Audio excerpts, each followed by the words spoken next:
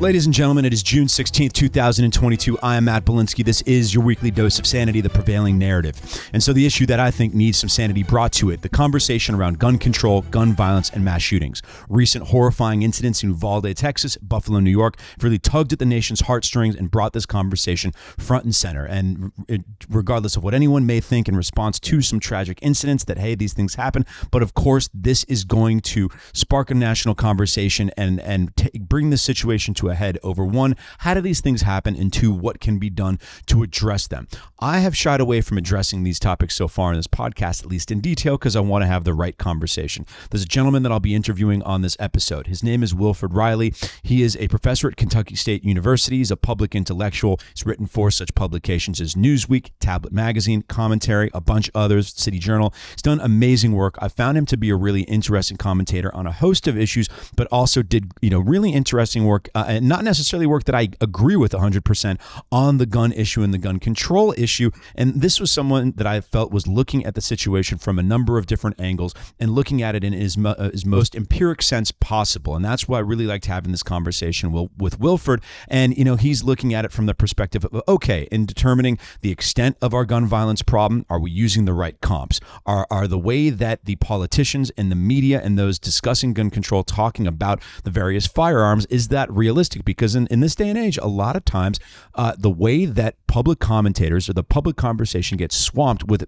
pure, I hate to use the term misinformation, but falsehoods, right? That people throw around lingo and kind of focus in one respect on an issue in a way that may make people feel good or may make people feel like they are being productive on the issue, but really do not accurately reflect what's going on. And I think he's able to kind of sift through that and really synthesize things from a pretty broad perspective. And as you'll hear, he's generally a pro-gun advocate, somewhat skeptical of gun control, but certainly not dogmatic about it. There was the only major federal policy advancement here was a gun bill put forth by some Senate Democrats, which seems to be getting some support right now. And Wilfred and I both agree, we both are generally in support of that legislation and the principles espoused in that policy. So a conversation that kind of acknowledges the many different sides of this debate, and certainly is not dismissive of guns nor dismissive of gun control. That's the conversation that I've been wanting to have, and I think that we have it with Wilfred this week, and that is coming up in just a bit. But also, we need, beyond the specific and the more empirical conversation about gun control and gun violence, there's always this line, hey, it's not a gun problem, it's a mental health problem. Or people retorting that this is just all a matter of America's unique gun culture, and how do we have so many more guns on the streets in circulation than anywhere else? And that's also a consideration, but I think that's a false dichotomy, because when we're thinking about this issue of mass shooters, this is a very unique American phenomenon. And when gun advocates or those defenders of the Second Amendment do mention that, hey, we've always had a lot of guns, we've only had mass shootings recently, they're not wrong about that, right? When they use that to completely dismiss the role of guns in these mass shootings, I think that's also not. I think that's a bit of a cheap, manipulative, rhetorical trick. So we can't be dismissive of one. We can't throw out the baby with the bathwater. But it does beg the question: why do we have so many people who are desirous, who have the desire and intent to indiscriminately murder innocent individuals, right? The fact that someone could even want to go into an elementary school and start murdering children,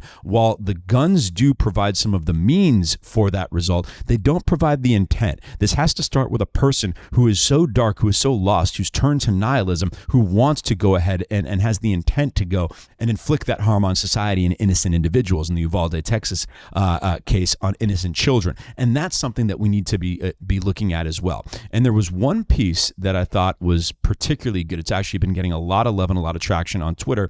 There's a writer named Katherine Dee. I think she's on Twitter under the handle Default Friend, and she's an interesting cultural commentator. And she wrote a piece called "Mass Shootings in the World Liberalism Made. The debate over more or less gun control completely misses the horrifying heart of the matter. The modern world breeds the nihilism behind mass shootings." And so when she's saying liberalism, she doesn't mean political liberalism and blaming, quote unquote, the libs, right? She's saying that liberalism over, the liberalization of modern society and enhancement of individual, I don't want to say individual freedom, but individual independence, and us really siloing into our own worlds, that she believes has created a lot of people thrive in that environment, but a lot of people also slip through the cracks and turn to nihilism. And so how does Katherine describe nihilism? She seems to describe it as a stripping away of all meaning and all belief, that these killers, they believe society and modernity and the life that they're in, the world that they're encountering has no meaning and thus can be stripped away. And this life becomes meaning because society has no meaning, life becomes meaningless. Thus, there's no consequence and there's nothing wrong with going and ending life. And that's what that is, both a cause and effect of these people turning to nihilism and murder. So how does she describe the problem generally? The explanations offered by journalists and politicians are always the same. Online radicalization, video games, white supremacy, loneliness, fatherlessness, lack of community. The left demands stricter gun control and red flag laws. The right, fearful the left may prevail, insists that the real issue is our mental health epidemic. The result, we hear, of all those antidepressants and antipsychotics being prescribed to fatherless young men, and that the solution is to arm school teachers and hire more on-campus cops. And I think, as you'll see, the way that she's framing that is that dichotomy, that is once again a false dichotomy, that each side is trying to essentially deflect blame for anything that their political faction might have to do with the problem, and everybody seems to be missing the point. As she goes on, influencers on both sides of the divide greatly exacerbate things by hammering every calamity into their preferred tool of choice, which boils down to fewer guns or more guns, right? So it's like everyone says, okay, the problem, we either need more guns so the good, the good guys with the guns can stop bad guys with guns, or we need less guns because, oh my God, America has 10 times as many guns as anywhere else on earth. And we have so much gun violence and we live in this crazy outlaw society, right? But neither of those are, it's not that simple in either direction. She goes on, but do you know what's more outrageous than failing to implement mandatory gun buybacks or school shooters not being stopped in their tracks by social studies teachers packing heat? The cloying insistence by public figures and talking heads on fitting these incidents into self-serving, click-generating narratives, right? So everybody's trying to stick the problem into their own super simplistic headline, right? But that forgets that if you go look into the individuals who turn out to be mass shooters, there's kind of an eerie consistency that a lot of these people seem to have fairly well-developed philosophies on why they're killers, on why they're justifiable. Like, these are not, the Uvalde, Texas killer, he seemed to be just kind of a societal reject, right? He was holding up, dead pictures of cats on the internet and things of that nature. But for instance, Adam Lanza, the Sandy Hook shooter, he had an entire YouTube channel essentially explaining his philosophy, right? He had content out there talking about his existential angst, and it is simply not necessarily in a whiny matter. His philosophy on why society was meaningless, and thus, you needed to inflict some harm upon society in that matter, on how the system needed to be torn down, on how there is no meaning, right? So Eric Harris, one of the Columbine shooters, was heavily influenced by Nietzsche. So you see how a person is not really handling modern society very well, but they have a certain level of intelligence, and they turn to these philosophies to kind of explain their depression, right? They explain their meaningless to themselves, and thus they use that to justify horrific acts. James Holmes, the shooter in Aurora, Colorado, who went into the movie theater that was playing Batman, I guess, and murdered 12 people. I mean, he had a neuroscience degree. You keep on looking back through these incidents. The Unabomber was a superhuman genius. I mean, he graduated from Harvard at like 16. And you see that these people, I mean, to a certain extent, someone could look at it and say, well, a certain level of intelligence, it can almost drive a person crazy. So apparently there was a blogger who went through every video on Adam Lanza's YouTube channel and kind of analyzed his message and his philosophy to really start to search for what was the kernel, what really sparked this nihilistic outlook that led to Adam Lanza to go and shoot a bunch of kids. So in an essay, Blithering Genius describes Lanza's philosophy as the rejection of culture. Lanza, he writes, thought of culture as a delusion, as a disease. He hypothesizes that Lanza targeted schools because that is where, in his thinking at least, our culture, our values is transmitted. More to the point, he killed children because they represent the propagation of life. He couldn't have viewed murder as harmful, at least not philosophically, Blithering Genius writes. This is very much evidence of a nihilistic philosophy, right? People who believe the world, life has absolutely no meaning, and they act on their worst impulses, and they want to take their hate and their pain out on others. Okay, so this is something that seems to be happening more in America than in other places. So even places that have a lot of gun violence, a lot of handgun violence, as we'll get into Wilfred, that makes up the majority of violence in America as well. However, these kind of crazy psycho killer mass murder incidents do seem to be happening at a higher rate in the United States, and because we keep on producing a lot more nihilism for some reason. In Katherine Dee's piece, she seems to believe that this is, to a certain extent, a bit of an outgrowth or an extension of non-psychotic society, right? Of the world that the rest of us inhabit, it and that some of the characteristics of modern life are breeding this type of thing. As she writes, we imagine that these killers have nothing to do with everyone else, that they're like a leper colony apart from the rest of us, and every so often one escapes and spreads his disease. We want to believe that because it makes us feel good, but the reality is the smudge of nihilism's fingerprint stains all things everywhere. She frames it in terms of a numbing out of people in constant states of numbing and distraction that the killers aren't able to dive into, that a lot of people are trying to numb their worst instincts, and these killers, they simply don't have the capability to do that, and that's why they lash out. It's the commingling of our leisure and our anesthesia. We drink to escape. We exercise until we can't feel anything. We propel ourselves into fantasy lives with fandom. It's even paradoxically in our insistence on living in the moment. Nothing matters, so we might as well be happy where we are. Is that it? Is that the people, because they can't see anything broader than themselves? The darker side of YOLO is how it forecloses on the possibility that our lives matter in any grander sense, that we can be part of a tradition that started long before we were born and will extend for ages after we die. So this point actually resonates quite a bit, is that people, in losing a sense of community, in losing a sense of tradition and history, and really living so much for the here and now and for themselves, have lost any attachment to any, I don't want to put this into religious terms, but any attachment to a higher vision and a higher power. And when that goes wrong, it goes really wrong. And so I see her point in that some of the vestiges of modern society that for many of us may lead to the increase in depression, the increase in opioids, the increase in using psychoactive medication, things of that nature to this. And a lot of people, they can kind of wad through this haze and they're living life at less than their full optimization, but they don't turn to murder.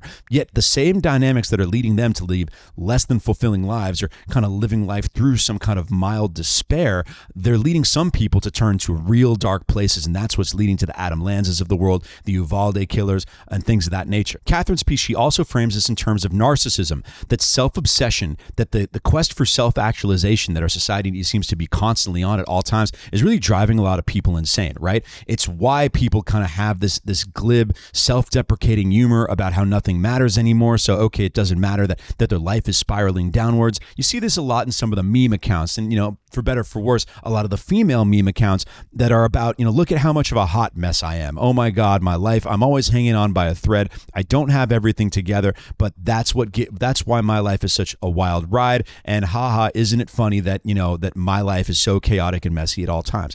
Maybe that is derived from narcissism, and maybe that's not the healthiest thing. And of course, we're not trying to equate that with people who go and indiscriminately murder innocent strangers, right? But there does seem to be some overlap about the general meaningless and ennui that a lot of people, and stagnation that a lot of people are finding in modern life. The way she closes it, the debate over guns or fewer guns completely misses the horrifying heart of the matter.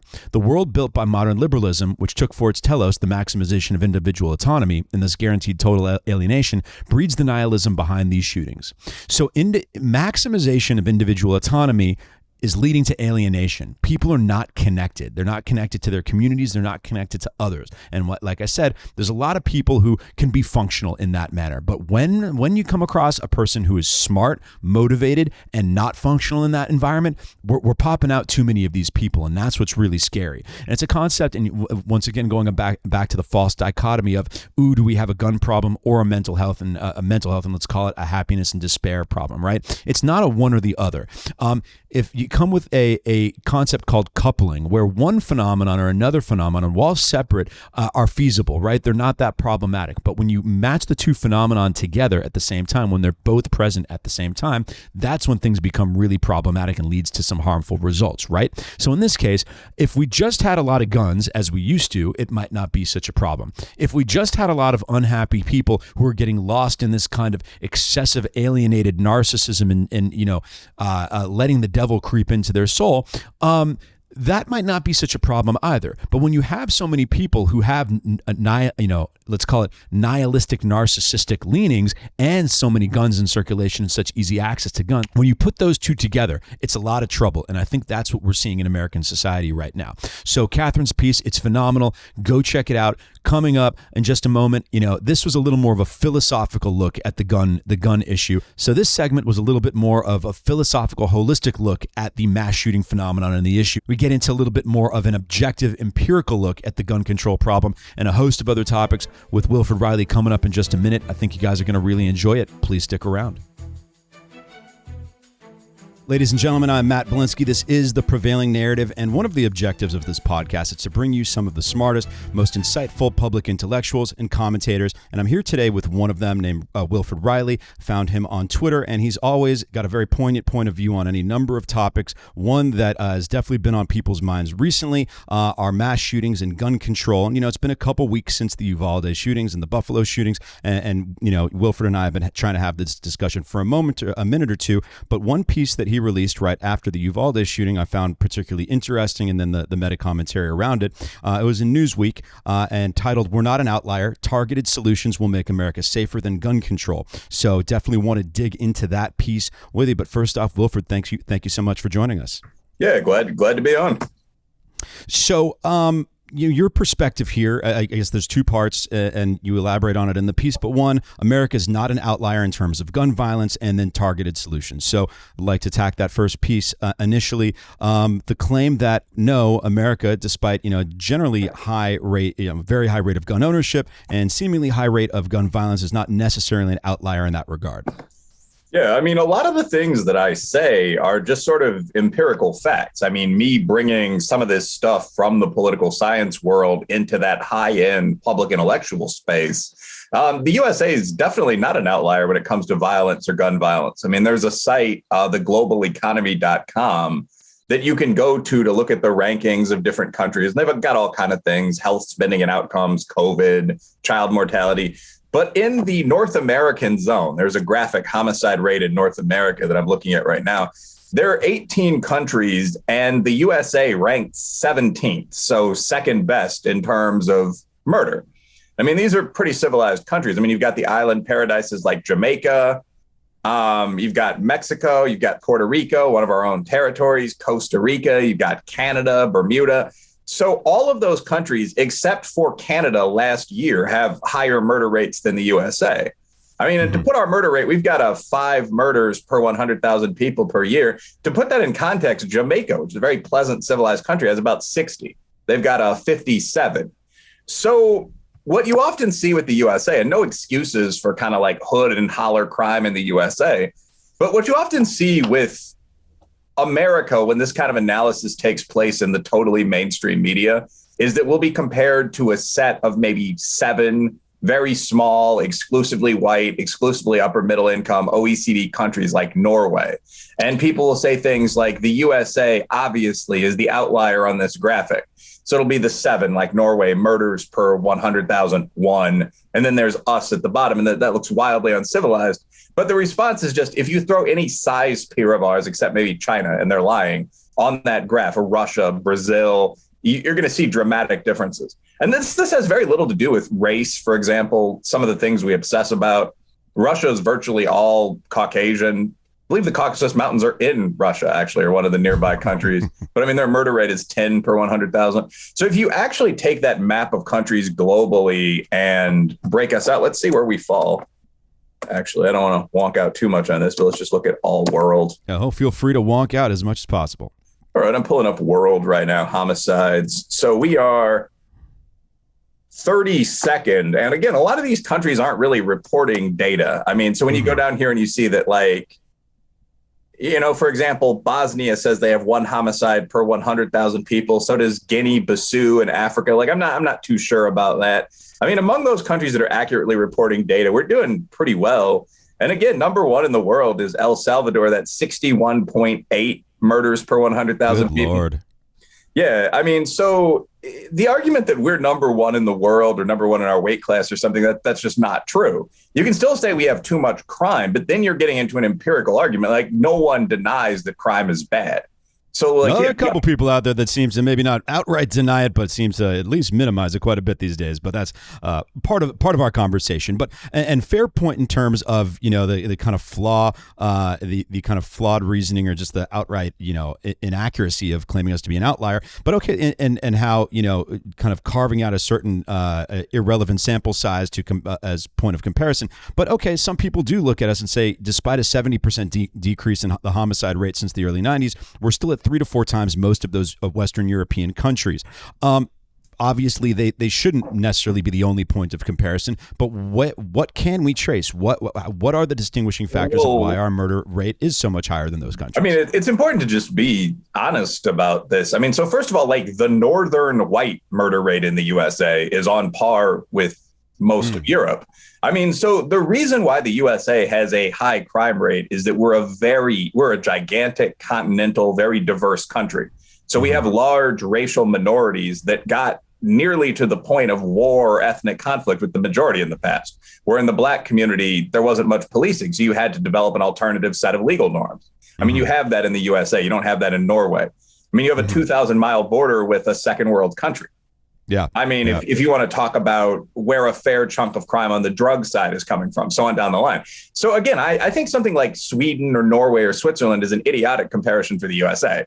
And just getting back to that first point, like the white northern crime rate in the USA is on par with Sweden or Switzerland.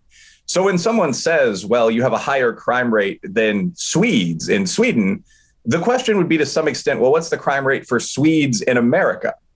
I mean, it makes no sense to knock, quote unquote, rednecks or young Black men or the massive young working class immigrant population that we have off of our it makes no sense to keep them on our stats and then compare our full complex population to the population of Scandinavia. The black homicide rate, and again, I mean, there are very high crime rates in regions of Appalachia, many Latino communities. So I don't like the idea of blaming one group here. But the Black homicide rate is 16 per 100,000. The white rate's about 2. And that's with Southerners and so on included in the mix. So when you ask, well, why is the murder rate elevated relative to Europe? I mean, more than half of it just traces to that. That there's a very large minority group here that clashed for hundreds of years with the majority group and has a very high crime rate. There's no equivalent there in many of these tiny European countries. And there's no equivalent in any kind of upper middle income one race state, by the way. I mean, the homicide rate in Ghana, which has gotten to the point where they're reporting pretty accurate data, is 2 per 100,000. So to take either Norway or Ghana, population Texas, and actually substantially less in the Norwegian case, and compare that to us, that's an invalid comparative metric. And it feels like the America's tough to compare. And this is why a lot of these comparisons fall so flat. It feels like America's tough to compare to any, we have such a unique experience and a unique population composition. And it's hard to, particularly in terms of demographics and a legacy and heritage of gun ownership and guns in the culture, it's tough to really compare out. You're going apples to oranges almost anywhere. But one factor that some people did speculate that was kind of relevant to what you just mentioned is homogeny versus heterogeny. And then a more complex heterogeneous society might be more prone to gun violence. But then you go try to drag that out, across different regions. And some people look at the homogeneous society in Japan and its very low murder rate. But then the Central and South American countries that, kind of fall higher on the list and put us down the list in the northern in the Western hemisphere, at least, they're all seemingly homogenous as well. Is there anything, to what extent is that a causal factor or not? Yeah, so that's actually a complex and interesting question, and it depends to some extent on what you mean by homogeneity. I mean, so Japan is a homogenous society. I mean, virtually everyone there is, as I understand, they're in the long-term sense, kind of racial descendants of the Han, the people in China. The Japanese people entered those islands hundreds, if not thousands of years ago, displaced the Ainu, the native population, and then have just sort of been there. So I don't think anyone disputes that. I would overall agree that racial diversity, as opposed to class or kind of language diversity, like how many tribes there are in a country, isn't actually a huge predictor of conflict. I think this is one of the things the quote unquote alt-right gets badly wrong. Most large countries are, by definition, going to be fairly diverse. Even Canada is, simply because they cover a great deal of land. And there are a lot of different types of peoples that happen to live in that area. And yeah, so I mean, the most violent countries, Somalia, El Salvador, so on, aren't what you would think of as incredibly racially mixed. I will say there is some ethnic conflict in those countries, though, between people that see themselves as Indio or Mestizo, like Indian in essence and descent, and people that see themselves as descendants of the Spaniards. And there's a lot of income inequality or class conflict, which also ties into violence. But in reality, I don't. So I'll say something kind of controversial, but fairly obvious here. I don't think that when you adjust for the diversity variables and so on, guns have much of anything to do with our level of violence. Mm-hmm. And I'm sure some social scientist watching this or grad student will correct that and say, well, American whites are still 30% more violent than European whites with everything in the model or something like this. But the heaviest gun ownership states are almost invariably places like Montana and South Dakota. And they have very low rates of violence. I mean, those are pretty homogenous areas. Those are areas with a long-term hunting culture and so on. Again, the northern white homicide rate in the USA just is what it is. So the simple reality, I mean, at some level, the cause of the very high murder rate in the USA is that among all of the formerly marginal populations I described, and especially Black Americans, there's a higher murder rate. Like last year, especially following the quote unquote racial reckoning that came after the killing of George Floyd, which is a disaster for Black communities. We're in a position where something like 60% of all murder victims are Black. So if you just removed that from the mix, I don't think you'd be looking at the USA as even being in the position that we're in, which is not in the top 30 in the world in terms of homicides. So we have a lot of ethnic diversity. We have a lot of income inequality. And we have a very high homicide rate, specifically among Black people. And that's the cause to some extent of the murder rate that we have. There's a very low correlation between something like legal gun ownership and homicide rates in a state, especially if you remove the big cities in that state. The correlation's there, but it's not big. And I would assume that might be domestic violence, killings, or something like that. But that's not the majority of our murders. I mean, the majority, 80% of gun deaths are gang related, and they involve young men of all colors. And again, half of that pool is specifically African American. And real quick, what your ethnicity? I'm Black. Sorry, I was in the gym playing basketball a little bit before that. So elegant No move worries. there. I'm Black, Irish American, and a little bit Native American Indian. So very interesting. And so to that point, in terms of the levels of gun ownership not necessarily being correlated with gun violence, but still acknowledging that there's some tail risk to a high proliferation of guns, that the Uvalde shooters of the world may more easily get access to a gun legally. But your approach in the Newsweek piece was that gun control is probably not going to be very impactful, and that there are targeted solutions that address other issues relevant to why such a person would want to step into a school, or a Buffalo shooter would want to step into a grocery store and gun down innocent people. Maybe you could talk a little bit about those targeted solutions and why you think they would work. Yeah, so there are almost two questions there. The first, or two comments there that I'd unpack a little bit. The first is that what the media has kind of trained us to think of as gun violence in the USA as a really small chunk of gun violence. Mm-hmm. So whenever we have the gun conversation, one of the first things people bring up is quote unquote assault rifles or assault weapons, which I, like almost everyone on the right, think is a pretty meaningless term. But that's the centerpiece of the conversation. People will say something like, well, you right-wing nut, do you think that someone should be able to buy a weapon of war and walk into a bakery and open fire? The answer is, well, no one thinks that part two should be possible and murder is illegal. But yeah, I support the sale of most rifles to adult taxpayers. But rifles make up an infinitesimal chunk of the gun deaths in the USA. Mm-hmm. I mean, if you Google something like homicide deaths by type, you find that in a typical year, there are about 200 to 500 people killed by rifles, by that entire category of firearm. There are usually slightly more people killed by knives. There are usually slightly more people killed by sort of a catch-all category that includes things like bats and just fists and feet. Most deaths in the USA that are murders involve sort of cheap, regular handguns, basic semi-automatics. So the gun control conversation, I don't think centers on something that's especially useful, in the sense that if we got rid of all of the high velocity rifles in the country, we'd be saving about 400 lives a year.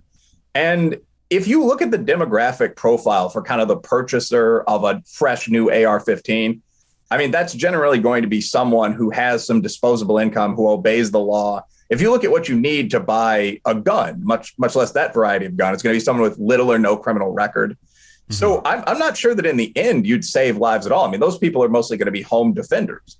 And they're between, 0.7 and 4 million crimes a year that are stopped by just sort of a solid dad or mom with a gun. So I saw that claim in your Newsweek piece. I'm wondering what is the basis for that claim? And this is a claim that legal gun ownership we can attribute saving essentially 4 million lives a year to legal gun ownership. What is the basis for that? Well, it's 4 million crimes prevented. I mean, there's a great deal of research on this. I'd recommend just looking up John Lott's More Guns, Less Crime, and then looking at the response papers dealing with that, like some pro, some con.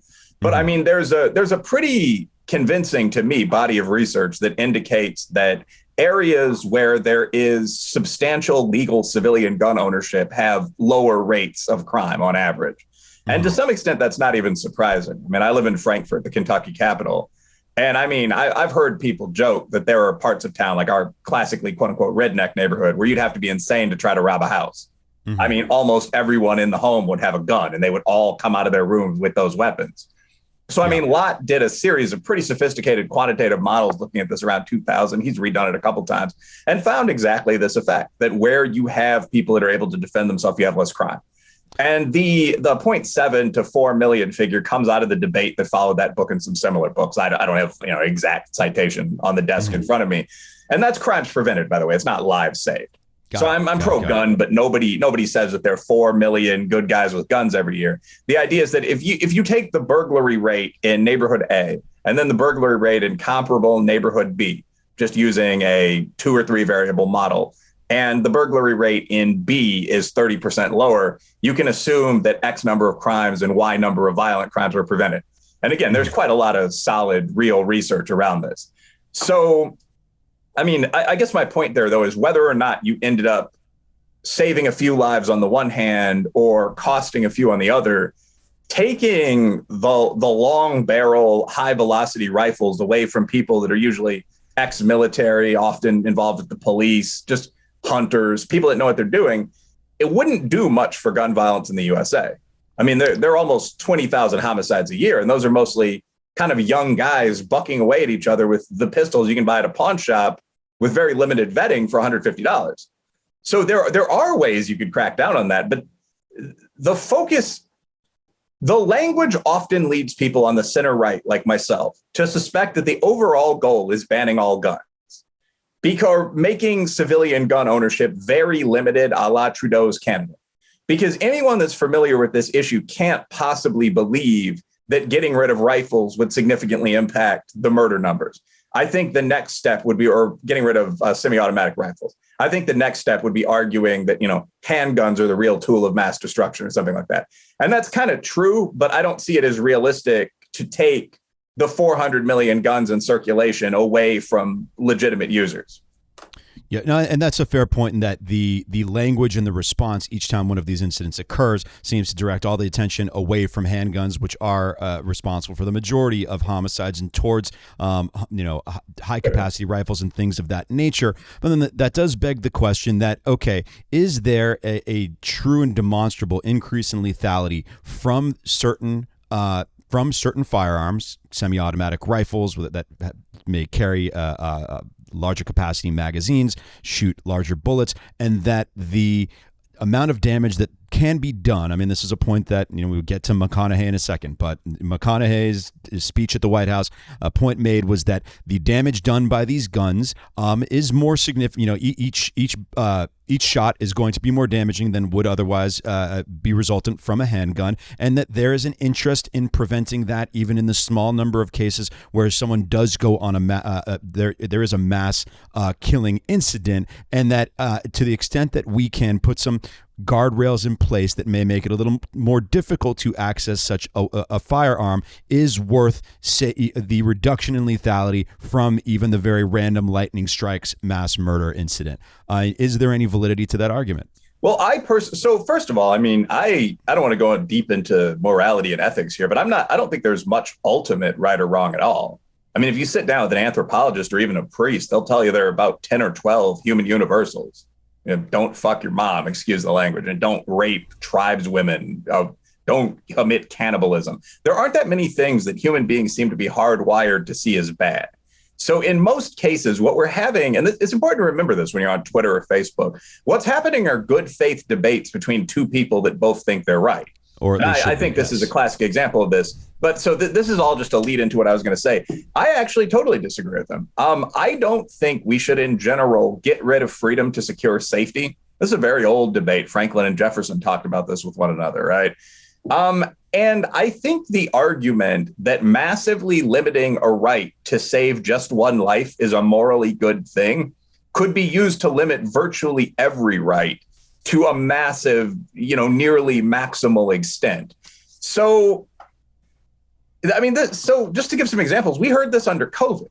I mean, even once it was widely understood that the lethality rate for the virus was about 0.4% and the average victim was 81, there was an incredible amount of pressure on people to stay home most of the day because you could theoretically hurt a senior that wasn't taking care of their own health precautions or something like that. And I found that really unconvincing. Like, I was more careful around old people, but I don't think I have a duty to abandon my freedom of movement because you could theoretically unintentionally hurt someone else. You saw this argument being made, and you saw good faith people disagreeing about it, and you saw it being fairly effective with a lot of people. But you could make the same argument with guns. You could make the same argument with cars. You could make the same argument with porn, which certainly has inspired a whole lot of sex in, for example, high school that one party might not be all that comfortable with. You could make the same argument with liquor. You could make the same argument with abortion. Yeah, but here's the thing: there are restrictions out there, right? There should be some restrictions on guns. Yeah, but child porn is illegal, right? You cannot. There's a certain there. We have enumerated a threshold above which you should not drive intoxicated. You can go have a half a glass of wine, and we've determined that that will probably fall under the legal limit, or the illegal limit, and we have. Society has tried to synthesize where a certain freedom should be impinged on in order to say, increase safety to negative externalities and safety to others. But so that is part of the discussion. Yeah, my point here, though, of course, yeah. And I don't think you should be able to buy. Well, actually, I personally, I don't know. But I mean, I think most people don't think you should be able to buy warships or cannons or Apache helicopters or something like that if we're talking about arms. Certainly. So yes, of course, there are some limits on rights. I should probably clarify a little bit. From the baseline of what I think of as hypersensitivity that we are at today, I do not think, and I'm not talking only about guns here, but I do not think we need to move further in the direction of limiting freedom to achieve more safety. I mean, meaning from where the basis that which we are at right now. From the baselines now. And I'll talk more specifically about guns in a second. I think there are a couple things we can do. And I actually just wrote a whole article saying this, so I'm not some inflexible nut on this. But sure. I mean, we literally just shut down the whole damn country for about 6 months to protect against a disease with the lethality rate I just gave. I think we're nervous enough. So in general, I think we need to move back toward freedom. I mean, I got a new vehicle the other day, and you can't not wear a seatbelt. There's a kind of piercing shriek that starts if you leave the seatbelt unbuckled for 15 seconds. That's where we are right now. I mean, there are automatic car seat lock-ins in the back in case you feel, and obviously I suppose you not use them, but just in case you feel tempted to let your 8-year-old ride in the front seat. We are a very safety conscious society right now. And I see some problems with that in terms of human development. I mean, as a kid, you can be on your parents' health insurance until you're 27. No doubt. In terms, we are a society blanketed with safetyism and bureaucracy, and as a general matter, walking that back would probably be healthy. Conversely, I mean, it seems like every situation, does have its own set of unique facts and circumstances, and particularly ones that do carry, the potential of lethal consequences. And I mean, you've also acknowledged, and you mentioned it on Twitter, that we can debate the boundary of red flag laws, legality of involuntary commitment, etc. But come on, there are a fair number of leaders on this page. There has to be a way to stop the guy holding up a bag of dead cats on social media from buying a gun. So in focusing on that, where there are some telltale signs of threatening or dangerous behavior, and thus we can justify limiting freedom in that regard. What are we looking for? How do we codify that into policy, and what principles should be informing it? Okay, so a couple different points here. First, I mean, a good technical correction is never unwelcome. So yeah, in general, I prefer freedom to safetyism. Am I the full on privatize the fire department sort of libertarian bro? No, not really. So I recognize, of course, you shouldn't be able to make child pornography and sell it at Walgreens or make it at all, indeed. I mean, so on down the line. Of course, you shouldn't be able to drive. Well, again, I don't really have an objection to this, but we have a law saying you can't drive your car at 100 miles an hour. I support drunk driving laws, so on down the line. Point two that relates to that, though, is I think we've gone a long way down the safetiest path, and we don't need to go further down it in most cases. So now we get specifically to guns. And the starting point of my article ties into my broad preference for freedom over safetyism. I make the point that there's no chance of us getting rid of guns without prompting something close to a civil war. I mean, there are 400 to 500 million legally civilian-owned firearms in the United States. And almost all of them fall into the categories that people I think of secretly as, well, not secretly, but as gun grabbers who occasionally talk about limiting. Like, as I'm sure you know, a semi-automatic rifle or handgun is just a gun that fires once when you pull back with force on the trigger. That's almost every gun. Like, I mean, my girlfriend, my fiance now, has one of those S&W Shields, very effective, sort of the classic businesswoman's handgun. It's like 6 inches long. That would be banned under many sort of gun restriction proposals because it is a semi-automatic weapon that can take a clip containing more than 9 bullets. That's every gun. And I think people that are proposing these things kind of want to sneak that by. It sounds good to say we want to ban semi-automatic weapons of war with a magazine capacity above 10. And you just never mention, well, that's your girlfriend's pistol. It's like saying, don't you favor comprehensive health care for LGBTQ youth without ever mentioning, well, that means castration in some cases once you get past the age of 16. So we're not going to get rid of all the guns. Most of the guns are semi-automatic. 50 million of the guns are rifles. That's the starting point. We're not going to do that. It would require a massive national registry as a starting point. It would require spending billions on a buyback as a starting point. We've wasted enough money on dumb shit recently. We don't need to give, every good old boy with a couple ARs, $5,000 a piece, or some of the plans I'm hearing. I think there are very specific things that could stop specifically mass shootings. One of those, and I get a lot of pushback for this on the right, but one of those is an effective red flag law. And I mean, I like it that you pulled up my tweet, read it to me. If you're active on social media, you've probably seen a picture of this guy literally holding a bag of butchered cats. Like, he took a hatchet, he apparently killed 2 cats. A crazy son of a bitch. And he was not popular. I don't know if that's the word, but he was on these social media apps like Yibo or whatever it's called. He was one of those chanter guys. I mean, there were hundreds of people that must have been aware of his cat killing proclivities. This had been reported, as I understand, to the educational authorities. But he was still able to walk into a gun store and buy 2 very nice guns and then 400 rounds of ammunition. So if a guy who's known in town as the local amateur butcher, comes in to Al's Sporting Goods and says, I want to buy 2 of the closest to illegal that you have, and then 400 rounds, like, there's got to be a process. First of all, if I was the store owner, I'd say no. I mean, like, there are individuals are often responsible for the progression of evil. I mean, the guy who was like, okay, you don't want to blame him as a businessman, but it seems like that decision could have been made differently. The cops who were outside the room for an hour, 12 minutes, that decision could have been made differently. So at any rate, this could have been prevented as it is, but some kind of effective red flag or something like an educational professional who's the school psychologist can report the cat incident. And if you're under 25, I mean, you can't rent a car in that age range. If you're under 25, stuff like that is added to your data file when you try to make a buy.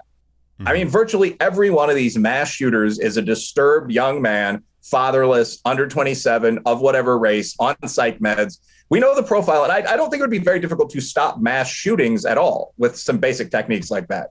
And again, there are just sort of common sense behaviors that you can engage in that I think would remove most of the rest of that subset. There are so few mass shootings, even though we've been trained not to think this, that everyone is an outlier event requiring multiple failures, multiple point failure sources, I guess I would say, professionally. So, I mean, in this case, the guy was able to get into a grade school, which you're never supposed to be able to do because one of the teachers had left the back door open. They were out there doing whatever, maybe having a smoke, or they heard about him and they went to go out and look and see if, there was a madman outside. I'm not sure exactly how you wind up with that wide open, but he just walked in. I mean, that, again, simple training would prevent that. The police were there. They were called within minutes. They simply didn't intervene. You can't allow that. Anything from one armed guard in the schools to just making this point over and over, 2 police departments would cut down on the rate of these. But yeah, red flags, those two suggestions. The final thing that I brought up, by the way, you notice neither one of us has named the shooter. One of the points I made was that the news networks need to stop giving these clowns what I would call negative respect as a teacher or a coach, where every time one of these shootings happens, there's the guy's full picture on television. They're discussing his history. I mean, that's how I've seen the cat image. They're discussing how he committed his crime, making him seem like some kind of strategic genius. You know, he noticed the agape door. He entered from the side. I mean, I've seen graphics depicting this on both Fox and MSNBC. Just don't do that. Mention that there's been a shooting, focus on the names of the victims, move on, never name the guy again. And I think sure, that would but in our kind of broad and fragmented media landscape and communication landscape, do you think it's necessarily realistic to keep the killer's name out of circulation? I understand that to refrain from some things that might be seen as glorifying it, but I mean, can you necessarily say that simply reporting on a tragic incident is inherently it's going to glorify things for crazy people, right? If you're a crazy person, if you're a violent, nihilistic person, you might look at any of these situations and, oh, Jeffrey Dahmer, look how glamorous that is, that he's now, the most, his name is synonymous with evil, right? So do you think it's realistic while you can kind of veer away from highlighting the person's identity, that the names is always going to get circulated? There's always going to be some attention drawn and some mythology around these people? Well, I think you can minimize it as much as possible. I mean, I think that's the answer. So first of all, I would like to see the media report more on actual patterns in society and focus less on kind of sensationalistic, provocative stories in the first place. So, I mean, the pattern that I'm describing here is something that you see with a lot of other things. Mm-hmm. I mean, something that I drop into probably every second or third article, the Skeptic Research Center, good heterodox think tank, about a year back now, asked a group of mostly urban men, as I recall, but diverse population, basically how many unarmed Black men they thought were killed in a typical year by the police. And among the standard, very liberal category, not even leftist, just you break it into 4 bars, and this was the leftmost of them, 34 to 35% thought that the number of unarmed brothers that were killed by cops in a typical year was about 1,000. Another 14 to 16% thought that the number of unarmed Black men that were killed by police was about 10,000, quote, and 8% thought it was more than that. Now, again, to put this in context, there are only 20,000 murders in a typical bad year. Mm-hmm. Until very recently, less than half have involved Blacks. So the assumption among the average left-leaning guy pool of people is that there are as many Black men massacred by police in a typical year as there, in fact, are murders of Black men, if not men.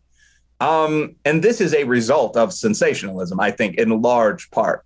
I think they do this in the paper, but I don't want to exaggerate. I have to check it out. But you could very easily correlate this to a mass media exposure. And I have no doubt that the more you've seen of kind of George Floyd, the horrible video we all saw, or Jacob Blake, very different from the George Floyd case, by the way, but him TV editing the knife out of his hand and him getting shot. I mean, like, the more you see of these kind of images, I don't want to exaggerate. I don't know if the knife was in his hand. The knife might have been in his car. But at any rate, the more you see of this type of imagery, the more likely you are to believe in the 10,000 person figure. And this exists throughout society. So I'd like to see less of this. If you want to cover George Floyd, there really is a story about police being abusive to young males of all races. There really is a story about, like, Derek Chauvin had 4 complaints in his past. He shot a guy once. Mm-hmm. So you can actually ask, why is that guy out on the street? This isn't even necessarily racial. I mean, these complaints covered the gamut, as I understand.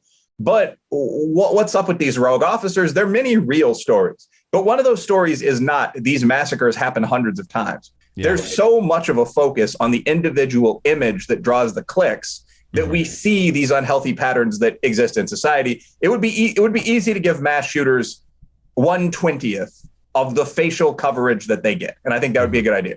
Yeah, it's a fair point. And you actually mentioned this in your piece, The Assault on Empiricism, that a remarkable aspect of today's culture war debates is that many massively popular positions bear no resemblance to measurable truth. And that one of them is that what you just mentioned is the volume and number of unarmed African-American men shot by the police each year.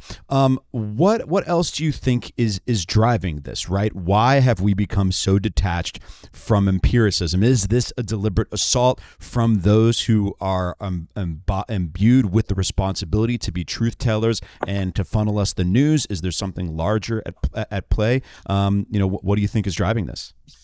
Well, I think when it comes to the media, there are two things. One is an understanding of market metrics, and the other is political bias. So, I mean, simply put, one of the things we forget about the media, I mean, I've met Tucker Carlson. I used to like Don Lemon years before CNN took its turn. They're both intelligent guys. And when you watch them reading through kind of a pre-prepared script talking about a real problem in society, you're tempted to think, well, this is an intellectual process to some extent, isn't it? The reality is that news media is not that intellectual process. News media is an ad sales vehicle to some extent. I mean, in a typical to a very large extent.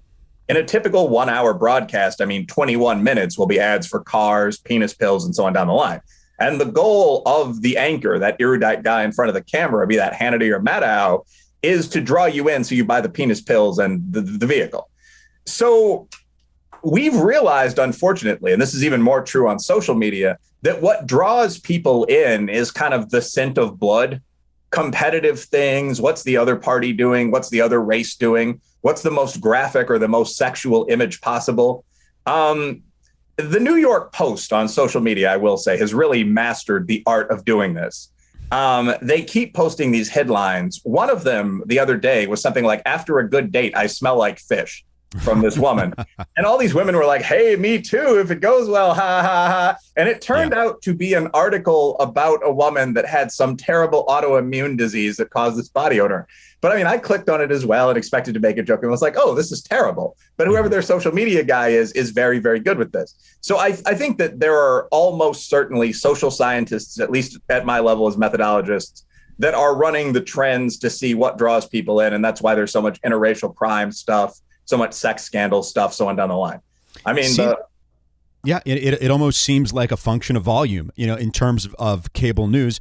Maybe we don't need 24 hours. Maybe the incentives when you have to fill up 24 hours and you need to keep ratings high and attention and keep an audience engaged in order to justify the high rates for those advertisements.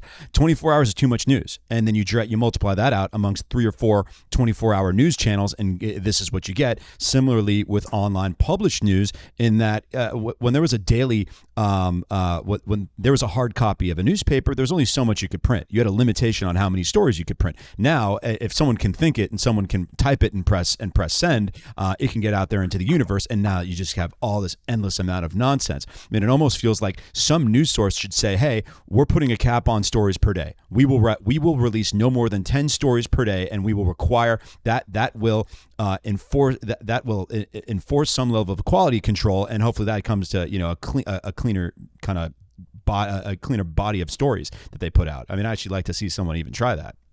I actually think that's a great business idea. There are some sites like Just the New that they don't have to pay you. They don't even have to pay me. It's out there now. It's on the internet, unless you cut this out of the video. But no, I think that would be a pretty good model for a news network, like the 10 stories per day. Right. I might actually, unless you object, suggest that on Twitter or academia.edu or something and see if someone likes the idea. What am I doing? I'm giving away all the good ideas on this show right now. Oh my God, someone's going to take this one and run with it. But yeah, I think that is the anti-BuzzFeed. Okay, to reverse the corrosion, the descent from the BuzzFeedification of news in the early and mid 2010s of just sticking all these freaking listicles and making everything a litany. Okay, we have inherent scarcity. We're Bitcoin. We're only gonna, there's only gonna be 21 million Bitcoin. We're only gonna print 10 stories a day. We will enforce quality via scarcity. I think that'd be an interesting idea. I actually think that's a great idea. That is how the Bitcoin blockchain works, obviously. Totally. Some sites should do that. And we're just kind of like, good job, bro. I'm going to move on from this in a second. But yeah, any site that ran with 10 full length 1,500 word articles a day by people kind of spanning that spectrum from Matt Yglesias through like Kathy Young over to Sohrab Amari or something like that. I mean, like, you would get a massive, massive volume of followers. I mean, you could argue that's just Substack, but I mean, no, it's not the same thing. Print a hard copy magazine, don't just publish on the prestigious internet. Anyway, I think that's a great idea. But right now, unfortunately, we don't have that. Have you ever seen the movie Anchorman 2? I've yet to. I'm running through my sequels of movies I loved. I made it to Trainspotting 2 last week. Have not made it to Anchorman 2 yet. Who's still alive for Trainspotting 2? Apparently all of them. They somehow all survived. A little 90s smack addiction didn't really take them out. So you pick up the story 20 years later. It was okay. I didn't love it. I didn't hate it. Bunch of armless characters with no teeth. I mean, but like it's such a moving movie because they were destroying themselves. So it would be really weird to see the guys from Trainspotting at 15 years on, like, oh, it made him an insurance agent now. No, that's it. For 12. That was kind of it. They make Renton the he's kind of they try to spice the character up a little bit that he settled in Amsterdam. That he went and became a professional and chose life, but he did it in Amsterdam because he's edgy and a former heroin addict and he's not going to choose Switzerland, right? And so they definitely made the characters too stable, and it didn't kind of have the grittiness of the first movie, although Danny Boyle's pretty good. They had a couple interesting bits, kind of, commentary on modern culture in the UK. So I won't be too hard on the movie, but yeah, it was a little tough to translate Trainspotting, in the Trainspotting characters into responsible adulthood. Yeah, I mean, so Bill Spotting. I mean, that's just easy to make fun of, but nonetheless, I'm sure it's an interesting film. But no, Anchorman 2, actually, just a dumb, funny movie. Give it a B+, but makes this point. Like, the characters from the news network, whatever it is, like ZBC, get in some kind of trouble, unbelievably, and they wind up working for the first cable network. It's a ripoff of TNT. But traditionally, they had been the news team that did an hour broadcast a day, and for all their bullshit, took it pretty seriously. Like the sports guy would read all the papers and clip all the scores, and he'd condense that to 15 minutes. That'd be American sports. And now they and people under them have to manage 24 hours worth of news every day. So the plot of the movie is them inventing bullshit. Like, at first, they just try to fill the news time with lesser bits of real news, and they're being beaten in the ratings by, like, the Horse Channel. I mean, this is the kind of movie it is, But, I mean, then they start, like, one of them accidentally stumbles on a film, as I recall the movie, and they put the car chase on the air for 2 hours. And people start watching, cheering for either the police or the criminal. And this is, of course, based on real content. This is based on the O.J. chase, so on. And they then move into other things, like Funniest Animals of the Day is a show that's hosted by the guy who loves Lamp, if I recall. I mean, like, it's, anyway, this is what goes on. And you see them inventing the news as we see it today. And again, I've met and liked many of these people, but if you watch the afternoon or evening, especially news shows on Fox or CNN, you see this. You see like the 5 or 10 witty people sitting around a table talking about like the best raccoons a day and so on. And that's how you fill the 24 hours. Sensationalism, race war, raw sex in offices, gun violence, that sells even more than the best raccoon of the day. Yeah. So that's why you get so much of it. Yes. Scarcity. Wilfred Reilly and I, with a little help from Anchorman 2, are going to solve clean up American journalism single-handedly. But to that point, and in terms of this is something that has been in the back of my mind for a while now. For about 5-6 years, we couldn't go more than a month or maybe 2 months without a heart-wrenching, very incendiary, controversial video of an unarmed African-American person being shot by the police, right? These kept on coming for about 5-6 years. Then, obviously, 2020, George Floyd, Jacob Blake, and all, where narratives seem to have run wild there. Then the Ma'Khia Bryant incident occurs, where it finally seems like it's undeniable that they jumped the shark, that the way that it was portrayed, that they portrayed an officer shooting that clearly was justified and in fact saved the life of a person who was about to be at the other end of a switchblade, and they tried off the bat to run it through the same cycle and make it this another instance of an unarmed black person, murdered by an oppressive and uncaring society and poorly trained and racist policemen, et cetera, et cetera. But then every society society kind of said, ooh, I don't know about that. This one, that was not what this is. And everyone agreed on it. Since then, since Ma'Khia Bryant, can you recall one shooting, one story of an unarmed African-American being murdered by the police that made national news? That was a national news story. I can't think of one. No, but you also have to remember that Joe Biden is president. I mean, and until pretty recently, he was a popular Democrat. And I'm not just being cynical here. Like, you really can see trajectories and stories, trajectories and story trends, I guess is how I'd write this in a paper, on either the mainstream media on the one hand or Fox and OAN on the other hand, depending on who's in office. And this dates back at least to Ronald Reagan, where for 8 years, there were constant hammer blows about the homeless. It's this cruel Republican president that's responsible for people sleeping outside in Tufco refrigerator boxes and so on. And when Reagan left office, he was replaced by Bush, who was GOP, but universally thought to be competent, and then sort of the empathic Bill Clinton. We saw a decline. I think it was 55%, something like that. I didn't write the article, but in stories about the homeless. The problem was that the homeless population didn't decline. The homeless population, correct me if I'm wrong, audience, but has been on the upsurge for quite a while. I mean, we have an over-the-top problem with homelessness right now following COVID. I mean, we have open Hoovervilles in the middle of most cities.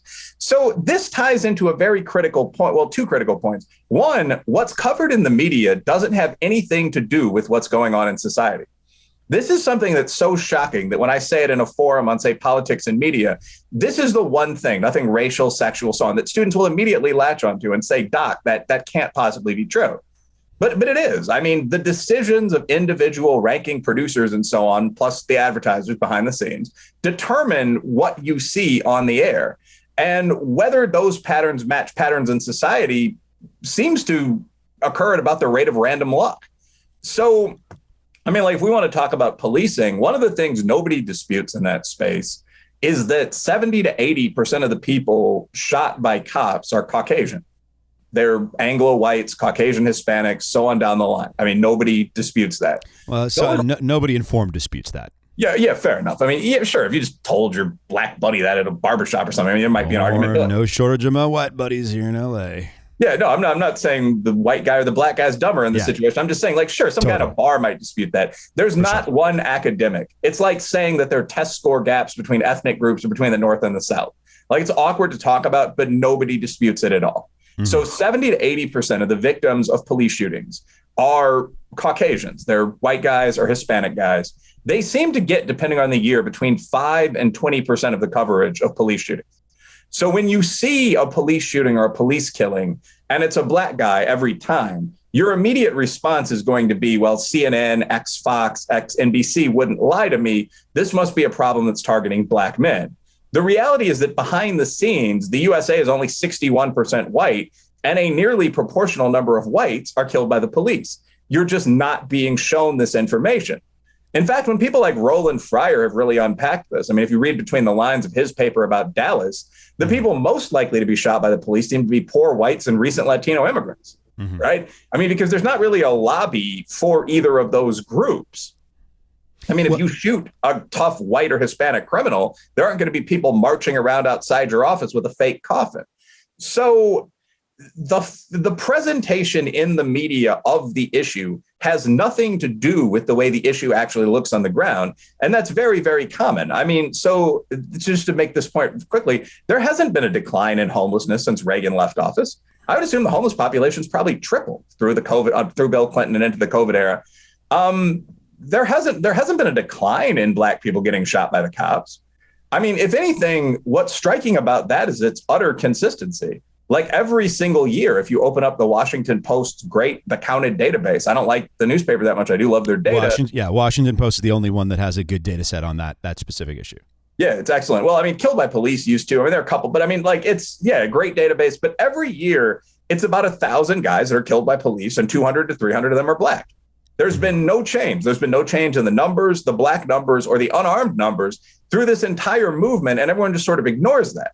And now, with a Democrat who began as fairly popular in office, you're seeing less coverage even of the potentially unjustified shootings. So it's, again, one of those things like, don't let them gaslight you. What you're saying is absolutely correct. You're not imagining it. No, I mean, it is what it is. Totally. I guess what I'm looking at is the trajectory of that coverage and why it ebbs and flows, when it ebbs and flows, because I see your point about, okay, we're done with Trump and Biden's in office. However, a lot of phenomena that people attribute strictly to the Trump era, including, a lot of just woke idiocy and specifically the police brutality issue, started during the late Obama era. It was Michael Brown, Eric Garner, a lot of these, that kind of first wave of BLM kind of cause celeb incidents happened before Trump. So how do we account for that in looking at this trajectory where this thing became a big issue from 2014 to 2021? Then we have this one incident where, like, essentially everybody, even LeBron James, stepped right into a rake and kind of criticizing the cop on social media and was even willing to take it down. And that's something that wouldn't have happened in regards to these other issues that might have been more edge cases where everyone said, okay, you know something, the media machine that's highlighting, that's using these videos to portray a certain societal reality that cops are indiscriminately gunning down black people. We went too far on this one, and since then, you never hear about this anymore. Well, or am I imagining this? No, you're not imagining it. But I mean, I think one of my big invocations to young scholars and journalists is be multivariate. It's never just one thing. So, I mean, like, the frenzy around Trayvon Martin and Michael Brown wasn't on par with the frenzy around George Floyd. So part of the media coverage, no doubt, had to do with the racist, white supremacist, heterosexist, sexist, post-colonialist monster Donald Trump being in office. So now that that's gone, I would assume you would see a tune down from at least those sources on the left. It does no good to point out that the police are using their guns more often under President Biden. I mean, because that really, I mean, like 5 times more. We've just agreed the data is the same every year. But I mean, no, 5 times in the sense of 5 more instances. The police are not 500% more likely to shoot. We both just agreed this is the same data almost every year. But no, I mean, that really, if you say that the rate of police violence is the same under Democratic and Republican presidents, and for that matter, governors, because the actual source of the police encounter problem is young male and especially black crime in blue cities, that's not really going to do your case all that much good if you're arguing from the political left. So I do think that you probably, as with the homelessness thing, see a tune down when the parties change. But yeah, another thing, you, I, and a bunch of other people should probably take a bit of the credit here. I mean, part of this was just that every case kept being exposed as bullshit. Yeah. Like, I've had reporters tell me that after I wrote Hate Crime Hoax, they were less likely to run panicked page 1 stories about hate crime allegations because their assumption was, if this is this high profile, there's maybe a 40-50% chance this just isn't real. Mm-hmm. And I don't want to be the guy who's getting roasted on, PJ Media and all these other, million hit conservative sites for calling out the story. And I think that's basically good. I mean, it's not like police aren't interviewing the victim. If it's real, then the story can run. But these racial hysterias were kind of knocked down a bit by the writing. I mean, I did there, but Heather McDonald did, Roland Fryer did. I mean, a lot of people came out and said, look, a lot of this stuff just isn't true. Barry Weiss on kind of that center and that center right. It's not just Ma'Khia Bryant. I mean, I think you pointed out the most obvious case. For those that aren't aware, the Ma'Khia Bryant situation was a case where a young black woman was running toward another woman wielding one of those like flip out butcher's knives, this knife's like 9 inches long. They'd been fighting, honors about evenly. Bryant got tired of it, decided to kill somebody. And a cop shoots her after a fair warning, saves a black woman's life. I think everyone involved was black, by the way. Yes. And this was originally presented as just another police murder of an innocent, college-bound, black future nurse, this kind of stuff. And people looking at this, seeing this, and I don't mean to be cruel, but morbidly obese, adult-sized woman with this deadly weapon. I mean, you'd give up your money if this was pointed at you and you didn't have your gun out. People just said, enough of this. Like, we're tired of this sort of childlike pretense. Black people aren't little kids. You have to obey the law to some extent. This is a bridge too far.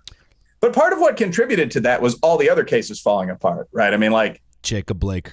Quite notoriously.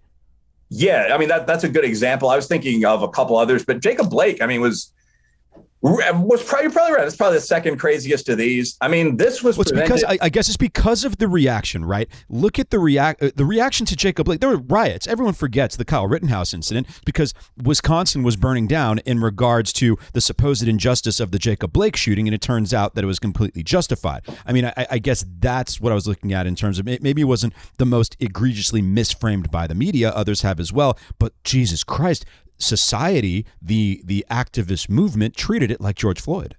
Yeah, Jacob Blake, I think you're right. I've been convinced. Jacob Blake, the thing with the Jacob Blake case is that this was originally presented as a real travesty of justice. Like this black man was at a party hosted by a couple of beautiful black sisters. He was trying to break up a fight.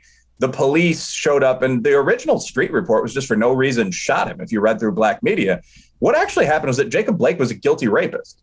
I mean, he'd been accused of at least digital rape. I haven't read through the entire rape case template, but sexual abuse, let's say, by his ex-girlfriend. He'd showed up at her house.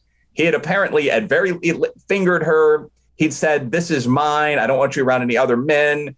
Pushed her violently, abused her. She was crying and called the police. And they came. I mean, Jacob Blake, as I understand, an outstanding warrant for rape. He left that day. And he showed up again at his victim's house on the day when he was shot, got into an argument with the victim, and apparently said that he was taking her car with the kids in it. There were a number of young children in this situation. Police are called, of course. They show up. They try to talk him down. He refuses. They physically fight with him. He beats up a cop. He shrugs off a taser. He starts running toward this vehicle. Now he's got, again, something like a 10-inch hunting knife in this vehicle, knows how to use it. As he's reaching for it at the last possible moment, the cop's yelling, he gets shot. I mean, that's it. The rapist who went back to the victim's house, at least if you believe the legal testimony, got shot after a 3-minute physical battle with the police. And this was, again, presented as just another innocent, just another good brother. Let's get those graduation pictures ready. And that again, a lot of people, especially women, just started looking at this disgustedly. Are we expected to play along with this bullshit?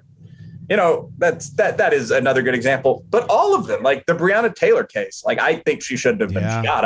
I'm not a no-knock warrants guy. But it was not necessarily that you cannot draw direct causality back to police misconduct to her shooting. She was shot because her boyfriend shot at the cops and almost crippled a cop.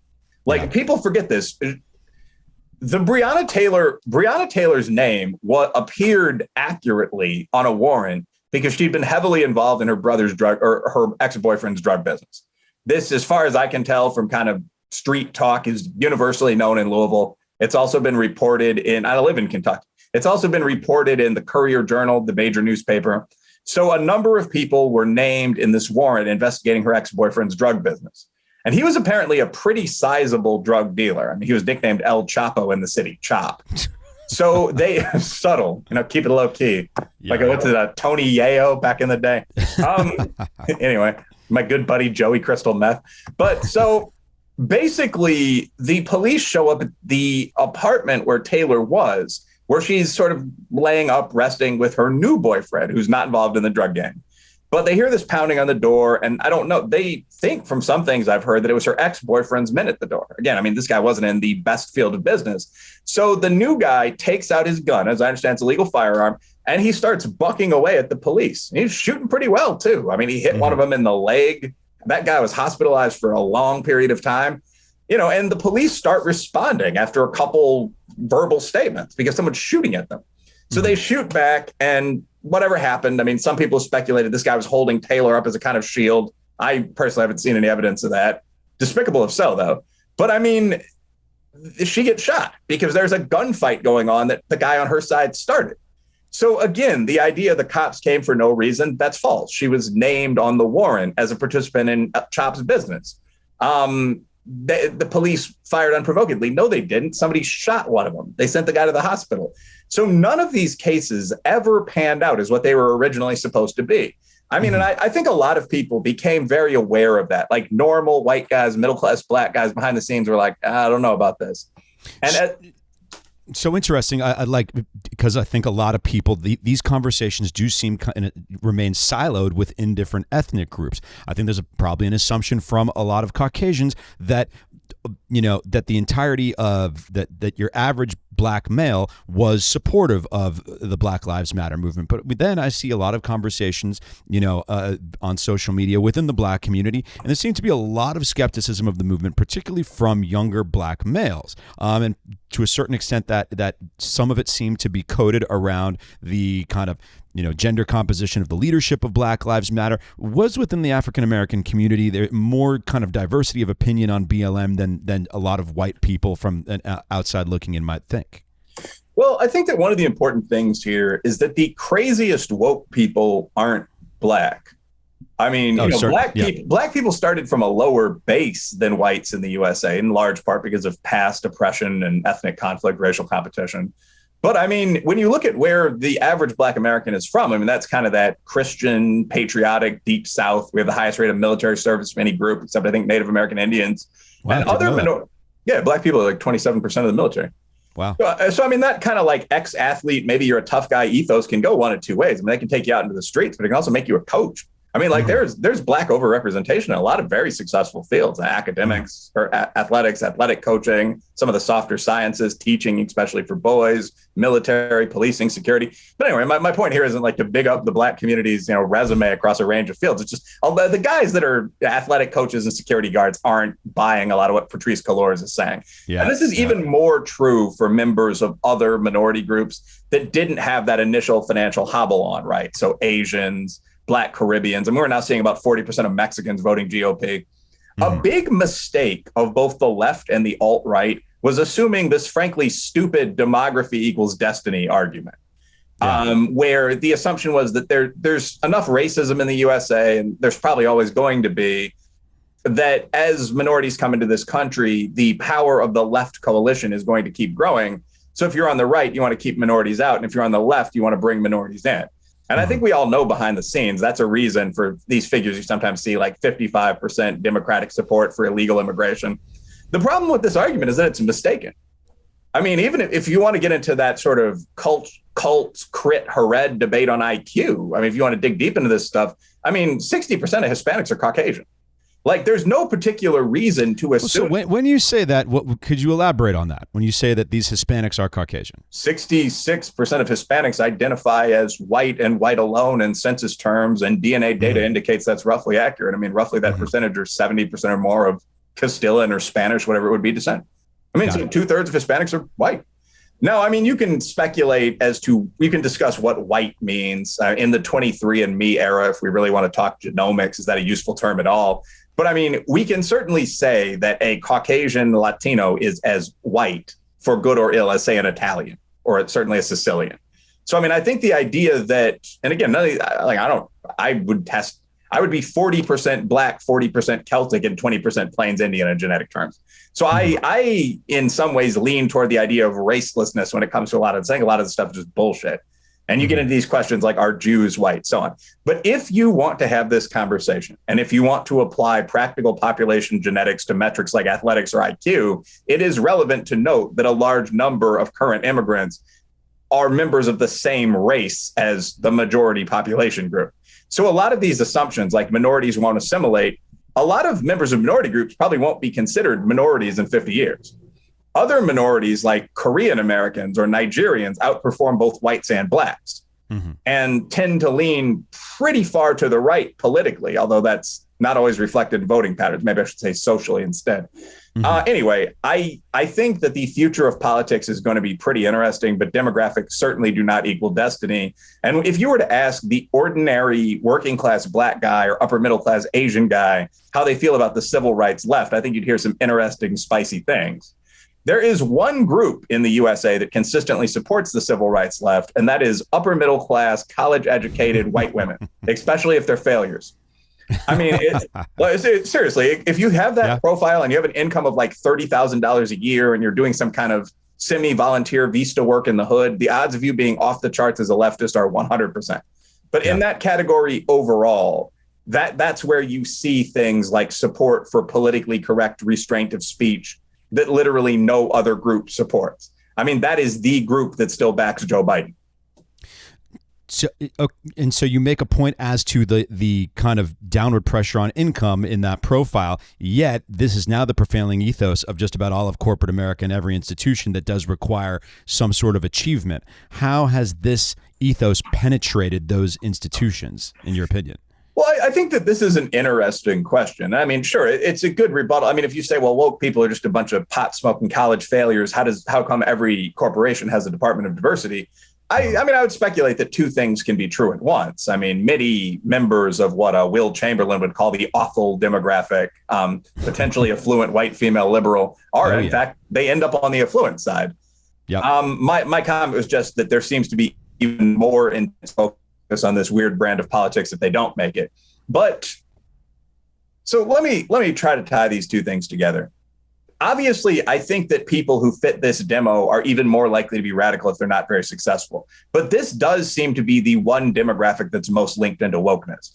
I think that's almost different from the question that you're asking, though, which is how is this stuff getting into mainstream society? It is different, correct. And I think that the term I jokingly use in business sessions and so on for this is kind of the woke to bullshit pipeline. Mm-hmm. So have you ever read the book Bullshit Jobs? No. Bullshit Jobs argues, I forget the author, but it's a funny, witty book. And it argues that probably about half of all jobs don't contribute anything to the baseline of the employer of the person with the job. Like many jobs are just completely useless. Say there's an accreditation protocol for your college. And so you need someone to fill out paperwork indicating that your campus owns a certain number of thoroughbred horses. I'm just completely making this up to meet this accreditation protocol. That is a bullshit job. The person with the job every year does the work needed to meet the accreditation protocol, which is also useless. If you were to get rid of the accreditation protocol, you'd get rid of 2 bullshit jobs. You'd probably get rid of 100 bullshit jobs, but you'd get rid of the job of the person who reviews the paperwork and makes sure that college has an appropriate number of horses. And you'd get rid of the individual at every college whose job it is to turn in this paperwork once a year. And this is not a hypothetical job, by the way. In reality, the person would be sending in diversity information or something like this, or Greek life information. But most colleges employ dozens of people to do basically this. Anyway, the whole thing with the bullshit jobs, though, for a long time, people in the business world, which is where I resided until going back to academia in 2015, 2016, thought of wokeness, by which I mean a sort of dumbed down, lower IQ version of Marxism that's focused on race and gender. i.e., so you replace the rich man as the big bad in your schema with, say, the white man or the man overall. Society isn't set up to benefit the rich in a corrupt fashion. It's set up to benefit whites in a corrupt fashion by oppressing minorities. And you could spin this into virtually any arena. I mean, queer theory is a version where straights fill the oppressor role, so on down the line. But wokeness was long considered to be just a weird quirk on the campus. I mean, people would openly say things like, I'm not that worried about these kids. You know, you can't get into college under legacy or affirmative action standards of admission and major in something like fat studies and then come out and get a significant job. I mean, you're going to have to do something like work in an open hiring space, like a sales floor in ads or something like that for a couple of years. Learn what the real world is like, get a real degree or certificate. And by that point, this will be shaken out of you. And that turned out not to be the case at all.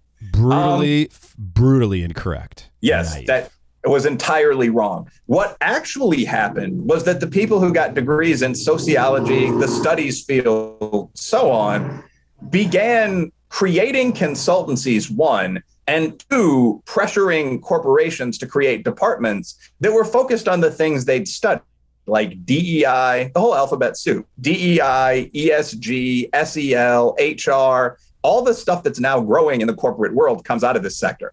So in fact, if you major in Black studies and you graduate from a decent school, a lower Ivy, this would certainly be true for sociology, psych, so on, just the bachelor's, you don't, in fact, go work at a Starbucks for a while and then decide on graduate school or another career. You can go work in DEI, HR, whatever down the line for a Fortune 500 corporation.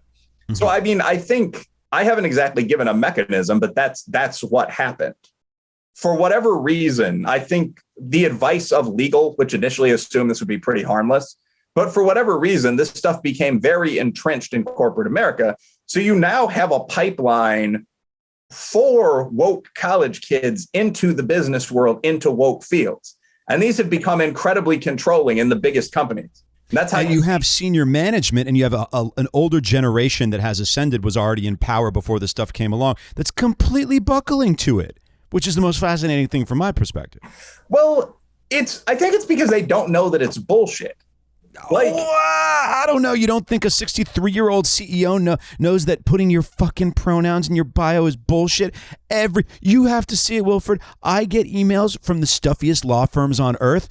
They got pronouns in their bio. This stuff is everywhere. Yeah, no, I think that, what am I trying to say here? I think that there is an element of people actually taking this more seriously than it deserves because of the traditional American respect for experts. So this is actually one of the things that you constantly hear when you engage with wokeness. If you say something like biological sex is extraordinarily simple to define, I bred pit bulls as a young man, or teddy bear hamsters. Both these things are true for my group of friends. It's very obvious what this is. What you're saying is just idiotic. I've seen it empirically demonstrated to be wrong hundreds of times. The response will invariably be, why are you saying something that all of the experts are lined up against? Do you think that you know more about the nature of sex and gender than the American Association of Pediatrics? Oh, God. And it requires a lot of understanding. This is one of the focuses of my next book, actually. It requires a lot of understanding of the modern scene, of the kind that the CEO of, say, a dental services company might not have, to understand why this is bullshit. Like, to understand that this is just bullshit. Let's talk about one of the milder things, like diversity training. Diversity training, which in practice consists mostly of teaching your executives about the stereotypical attributes of different groups, is completely useless. There's a famous article in Harvard Business Review 2014. I've shot a couple of emails to the guy who wrote it. I'd have to look and see whether there was a response. But I mean, they looked at all these diversity training programs and they found that none of them added anything to bottom line at all. None of them had any positive effect. Or just the trope that diversity is our strength, or that we will do better with diversity. I mean, is such like you want to talk about multivariate versus univariate. I mean, sometimes, but why? How on earth could you drag that out to assume that it is true in all cases? Yeah, I mean, and also just the juvenile sheen that this puts on everything, that you need some sort of bureaucratic training process for people to know to not try not to have a blind spot as to the diversity of the background or the demography of the people involved in the company. Just fucking nuts. Yeah, no, I mean, but I think we agree. So the article found that diversity training didn't accomplish anything. And I mean, if you read the article and read the response papers and certainly read between the lines, I mean, you realize why. Like, any idiot could hire 11% blacks who are reasonably well qualified into a company. That's all you need to do to get diversity. So like, fire the whole department, have a junior vice president do that once a year. I mean, so first, that's the most basic point, and then tell people not to be racist. Everything on top of that is just useless.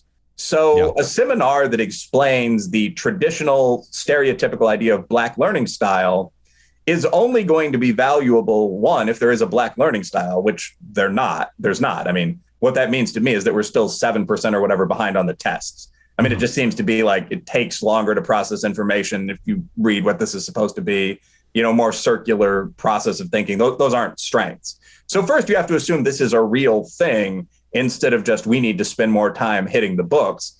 And second, for the seminar, the training to be useful, you would have to assume that every non-Black executive should be willing to change what they do to accommodate this, which is, again, crazy. So there's an obvious reason why this doesn't work. But anyway, the point of the article is just that it doesn't work. My point, though, is something more background. If you're a CEO looking at some of this, looking at what are now considered entire fields like HR or DEI, I don't think you're going to be immediately aware that it's mostly just crap, that concepts like stereotype threat or microaggression aren't supported by any good research. Like, you might think it in the back of your mind, like it's just some bullshit, but it's going to be fairly difficult for you to say that. And again, part of what I'm trying to do in my next book is explain the process. Like, the process that created this bullshit field is that in the 60s and 70s, a specific thing happened. I mean, you saw the combination of traditional legacy programs, which had long been letting in idiots, with affirmative action programs, female focused programs, so on, bringing in still more students that were not at all ready for the campus, especially blacks at the time, Black Americans. And you saw the creation of these fields, the different studies, so on, designed to house these underprepared students. And a great many of the concepts we're talking today about, DEI and so on, came out of this period in this set of ideas. So when you hear, quote unquote, experts in this field, you have to realize that almost everyone has an extraordinarily strong political bias toward the left side. I mean, something like 18% of social science professors right now openly identify as communists or Marxists. It's something like 5% are Republicans. So you have to question how intelligent are the people that were getting in these fields. And when you go through all of this, you realize, yes, my initial common sense impulse was probably correct. But unless you're prepared to do that, it can be kind of intimidating to have a department that was created by your predecessor saying, well, we want to apply the best science. Who are you to oppose that? Yeah, but do people even microaggressions, I think, is a good playing field for this, because I'm just not seeing anyone of any sentience who heard microaggressions the first time it left the campus, in 2012 to 2014, sometime around there, and thought, wait a second, who are these children who are whining? This is the most ridiculous thing I've ever heard. Microaggressions, you don't get to feel good about everything all the time. Something might make you feel less than great about it. And in the words of Bill Maher, if it's a microaggression, doesn't it make you micro pissed? So, and I think the point that you harp on is that they don't. It's a reputational risk, and it's a public relations risk, in that it's become anathema, or it's become taboo or risky to oppose these things. Whereby in 2007, if someone in HR or an employee kind of mentioned an issue around microaggressions, you'd laugh them out of the room, if not fire them. But you can't do that any longer. That's no longer how it works. Not that we're going to be able to solve why that is on this chat right now, but I'm sure that's one that the type of question that you and I are trying to get to the bottom of constantly. But yeah, I'm still shocked that these people, many of them were already in their 50s, whether they're Gen X or late baby boomers, were in the C-suites of these corporations and did not summarily reject this, even if they were somewhat intimidated reputationally. But I guess we'll have to see where that trajectory takes us. In terms of trajectory, also, one topic that you tweeted out about a couple weeks, I think it was actually a few days ago, that I found interesting in trying to think that, is there any self-corrective mechanism in society for some of this stuff? Someone else tweeted out about a childhood gender transition, and it mentioned that 8 years from now, 60 Minutes will be doing pieces on the transition craze of the 2020s, and this will be looked upon in retrospect as in horror. You responded, I 200% guarantee this and have no problem saying it in public.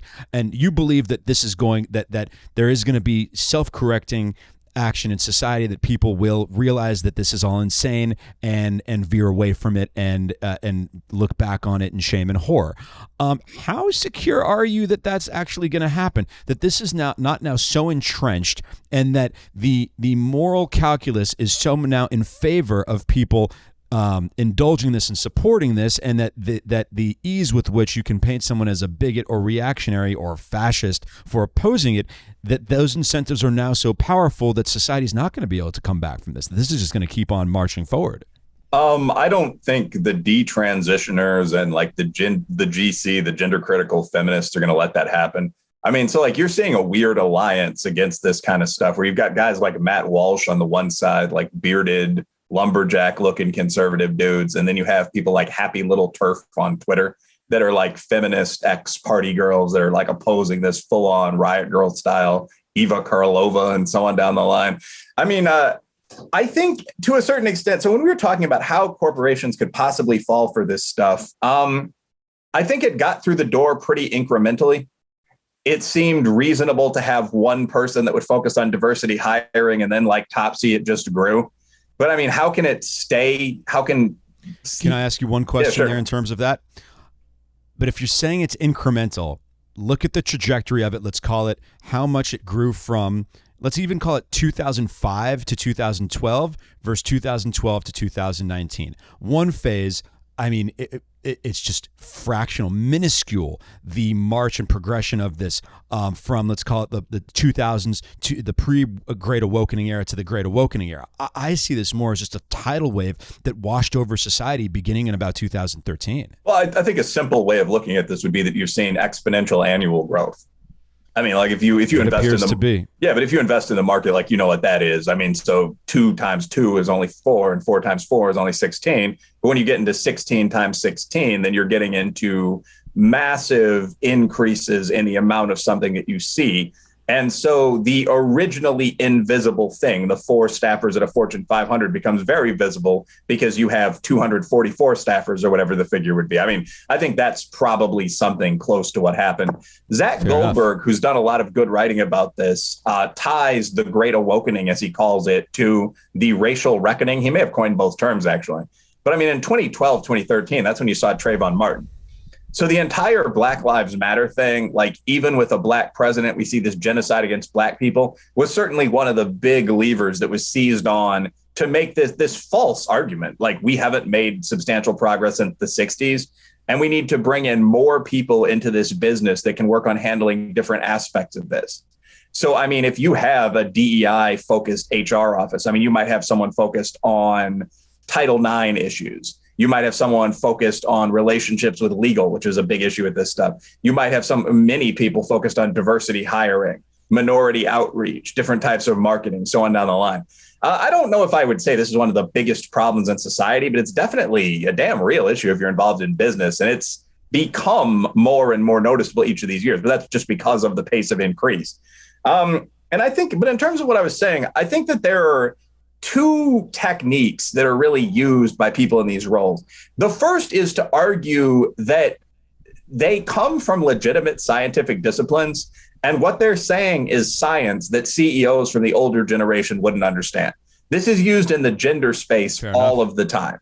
So with like microaggressions, there are a couple of papers that purport to show that asking someone about background or home country, for example, upsets them and can slow down work product in a business. Now, there are dozens of other responses that show that's probably not true. I posted one to Twitter today.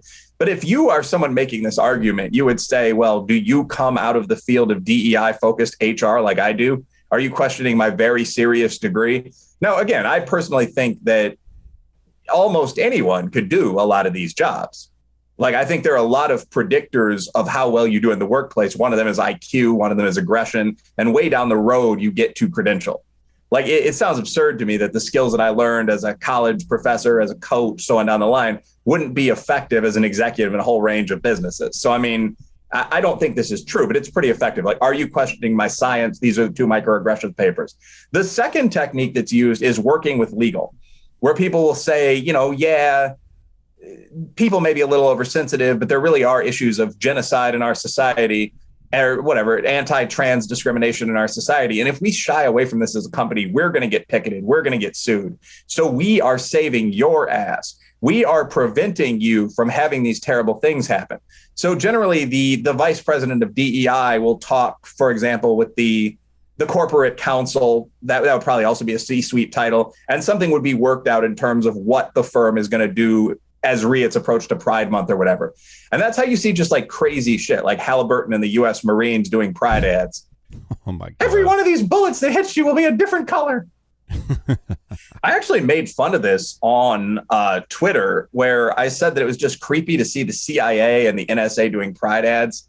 Like, you can't imagine our diversity. No. How about the Marines? Their Pride ad was kind of a take on the Full Metal Jacket fan cover art, the poster art for the movie Full Metal Jacket, except with rainbow flag bullets. Rainbow flag bullets. This is insanity.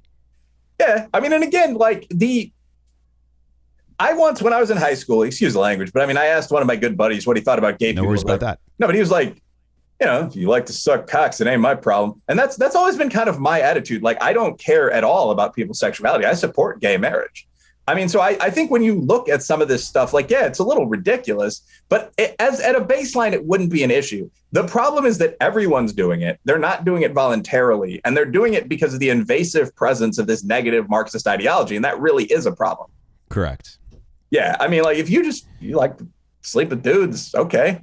More women for me. Like, who cares? It seems like when it seems to be cycled through every corporate marketing program in America, it seems like there's something else going on, and that's what's turning a lot of people off. Yeah, and it's also so blatantly amoral. Like, I mean, I'm you know, like a competitive guy, I come from the business world myself. Like, I'm not the most poster boy for ethics, but I mean, like when you see this stuff where it's like BMW Europe, everything's rainbow, pretty gayed up, then it's like BMW USA. They even inflicted this on the poor Africans now that Africa's stabilizing, like BMW Nigeria. And then you see like BMW Saudi Arabia, and they're none of those games at all. Not having they buy a lot of those cars over there. It's just like straight up, like the American Saudi flag or whatever, and like a nice car. So, I mean, you understand that to a certain extent, this is being done only because people are tolerating it, only where people are tolerating it. And it's being done as a money-seeking, lawsuit-avoiding virtue signal. And that's what's irritating.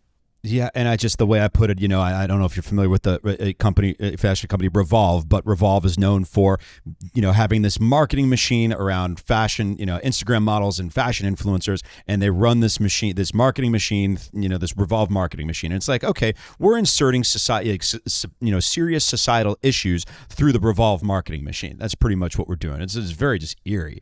So circling all the way back to the gun issue that we started this conversation on, to finish up with. So the only legislation, or at least only federal legislation, that has come out of the recent conversation in response to the two big shootings was a Senate bill that does include some of the stuff we touched on in terms of red flag laws, and some at least limitations age based on access to high capacity firearms, things of that nature. What do you think of the bill? Is it just another unnecessary step toward in the direction of safetyism, bureaucracy that's really not going to solve any problems, or even just the overtures towards red flag laws? Could it fill the space, or at least address the issue that I think we found some common ground on in terms of identifying people who truly do pose a threat and putting some specific restrictions on their access to firearms? I think this is a pretty good bill that's to the left of me and won't do much of anything. I mean, I think that you have to do something as a leader. The red flags for these troubled young men under 21 or 25 or whatever they settle on, that's a good idea. The question is, because I mean, like when you say, isn't that a risk to my guns? I mean, I don't want to be glib, but I'm almost 40. Like if you're buying an AR at 21, I don't necessarily mind that there's a process that's enhanced enough that they look at your juvie record. I mean, that just makes common sense. You only had 2 years to rack up an adult record. Totally. So I think that one might prevent some mass shootings. One thing they're doing in there is closing the quote unquote boyfriend loophole, where if you actually get a felony above the lowest level DV charge, meaning you beat the crap out of a woman in most cases, generally, if you were a husband and you did that, you wouldn't be able to own guns for at least a period of time. But if you weren't married and you did that to your baby mama, like Jacob Blake would have been able to buy a gun. So I don't have a problem with that. I think that those two things and some of the other things like mental health spending targeted at men will probably have some positive impact. The reality, though, is that we need to be honest about this topic. Again, the 80% majority of gun violence is gang violence involving young men, white, black, and Hispanic, shooting each other with $200 guns. And more than half of those men are just black, not discounting the violence from the Caucasian in Chicago, traditionally Irish and Italian, the Hispanic thugs. But I mean, again, 56% of murders last year were black guys. So there's a very specific demo here. Like it's poor, fatherless men under 25, half black. Boom. Just described it. So when you talk about we're not supposed to profile, we're not supposed to analyze who does certain things, I just in a sentence described who does this.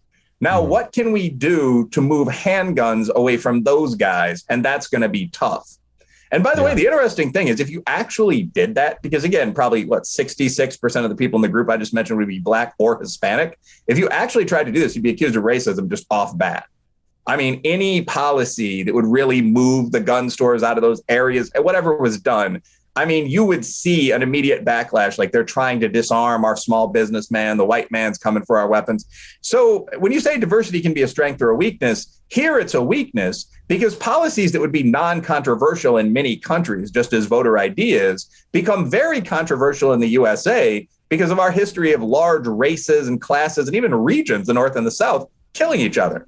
So it's the issue is not, does it make sense to use an ID? It's, will Hispanics be disenfranchised by the use of ID or something? And same problem where America's kind of one of one. Our unique history and heritage make, some solutions that make sense for some other countries just impractical or a little more difficult to implement out here.